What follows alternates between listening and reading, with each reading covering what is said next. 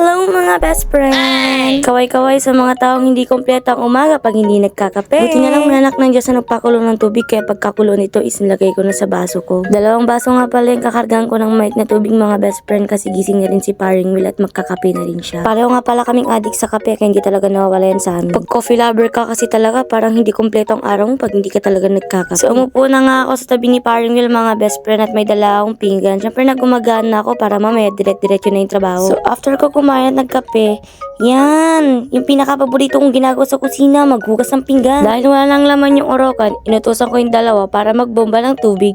Siyempre, alangan ako lang kumikilos. Siyempre, pati din sila. Bakit? Sige, sa okay dua. Buti na lang sinapian ng kasipagan ngayong araw na to yung kapatid ko at siya yung nagbuhat at si William yung nagbomba. Malapit na nga nila mapuno yung orokan dyan at ako naman, malapit na akong matapos maghugas ng pinggan. Yan nga pala yung kapatid ko mga best friend. Laki ng tayo, no? Oo daw, sabi ng manok.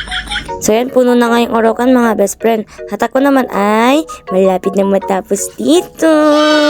After nito, hindi ko alam kung anong next. Baka mamaya, magugas na naman ako. Ay naku, Diyos ko Lord. Dapat kung masipag kayong kumain, dapat masipag din kayo magugas ng pinggan nyo para hindi natatambak sa bangkera. Akala ko, tapos na ako, may nakita pa akong kaldero sa ilalim. Mag-is pa pala ako ng kaldero namin. Sabi ko nga sa kapatid ko, kung magjojowa nga siya, dapat yung marunong magugas ng pinggan at mag-is ng kaldero, hindi nagmamaganda lang. So after nga nito, akala ko tapos na ako, hindi pa pala. Magsasain pa pala ako ng kanin.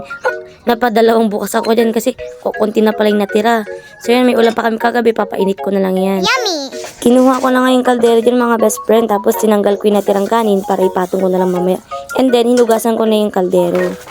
Ito nga pala yung nalagyan namin ng bigas. Huwag niyong uyawin na. Alam ko maganda yung mga nalagyan niyo ng bigas dyan. Huwag niyo rin palang tawanan yung kurtina ng bangkera namin kasi sako lang siya ng bigas mga best friend. Nababasa kasi pag yung tela kaya nilagay namin. So after ko nga magasan yung bigas dyan, yan, sinukat ko na siya mga best friend.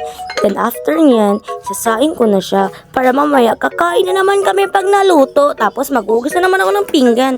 So yun lang. Salamat!